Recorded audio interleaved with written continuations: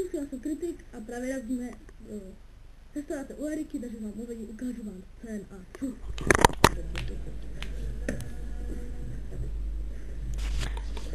Takže menu. Menu bylo dobré.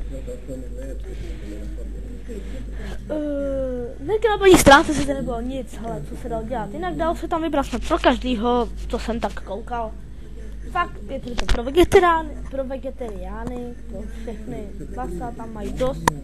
A myslím, že by to mohli celkem něco ubrat, že to mají fakt velký. Jako předkrm jsem si dal kuřecí salát a jako Přímo záchod a tady je toto. Steak. Tady to trošičku stopnu. OK, tak to nejde. Jinak záchod. Hned co jsem přišel, vy to asi na kameře vidíte, ale bylo to pochcaný. A jen tak pro připomínku.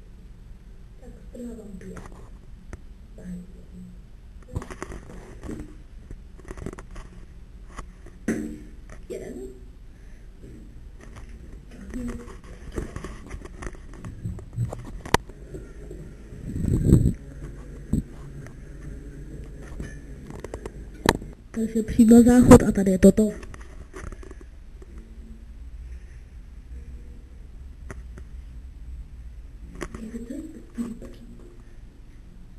Celý pochcaný prkínko.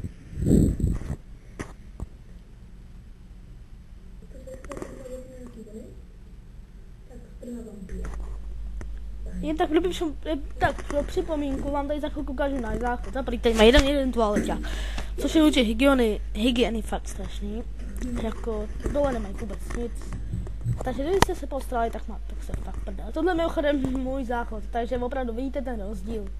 Prostě nic pochcený. Nakonec jsem si dal vanilkovou kolu, což mám kamoše, který mu to fakt chutná, ale mě osobně ne. Je to zbytečně přehoněný a ne, fakt ne. Maličku se mi uknat. Takže za předkrm uděluji 3, za předkrm uděluji, to byl ten kuřecí salát, uděluji 10 bodů. Za hlavní chod uděluji 5 bodů. A za hygienu strhávám 3 body.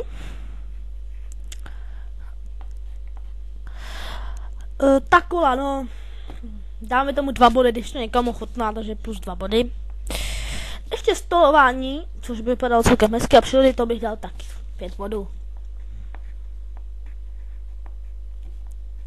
Takže žádná hvězdička dneska nepadla. Možná k tomu salatu bych dal 1, teda hvězdičku, to asi jo. OK, takže máme 1 hvězdu, ale spočítáme si to. 10 plus 5 je 15, minus 3 je 12, plus 2 jsou 14, 17, 19 bodů a 1 hvězdička, takže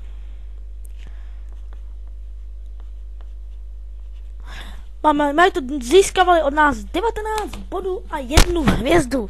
Já se tam loučím a restaurace u Eriky 2, pozor.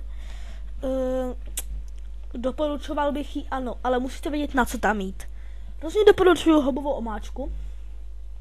A jako já bych to mohl doporučit víc, ale prostě musíte vědět, na co tam jít, takže tam rozhodně jen tak jít. Prostě to nejde. Musíte to fakt vyzkoušet všechno. Navíc každému chutná něco jiného. Ten můj steak třeba, já vím, jak chutná pravý steak a takhle rozhodně ne. Ale třeba někomu takhle bude chutnat. Takže proto.